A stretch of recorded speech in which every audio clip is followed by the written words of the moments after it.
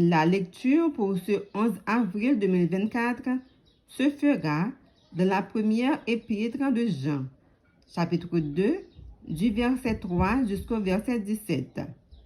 1 Jean 2, verset 3 à 17. Je lis pour vous.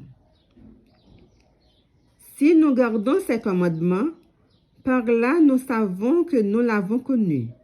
Celui qui dit « Je l'ai connu » et qui ne garde pas ses commandements est un menteur, et la vérité n'est point en lui.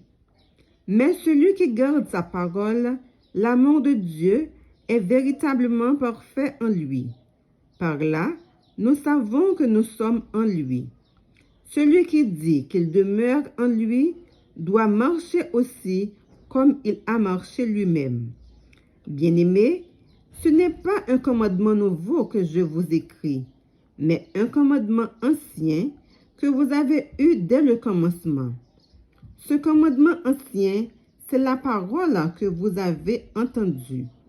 Toutefois, c'est un commandement nouveau que je vous écris, ce qui est vrai entre lui et en vous, car les ténèbres se dissipent et la lumière véritable paraît déjà.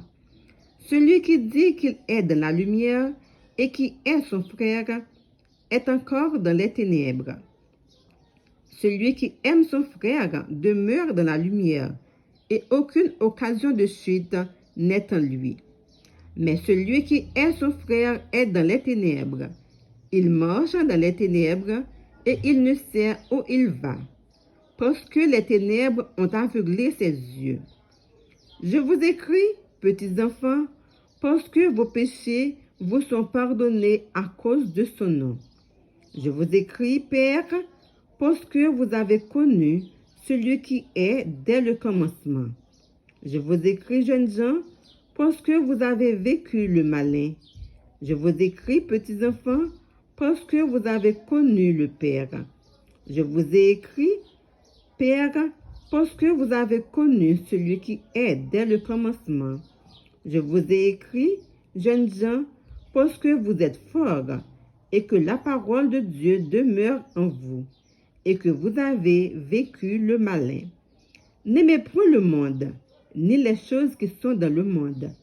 Si quelqu'un aime le monde, l'amour du Père n'est point en lui.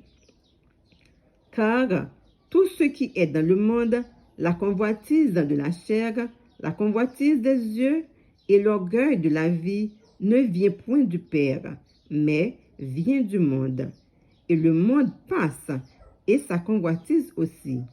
Mais celui qui fait la volonté de Dieu demeure éternellement. Parole du Seigneur. Amen.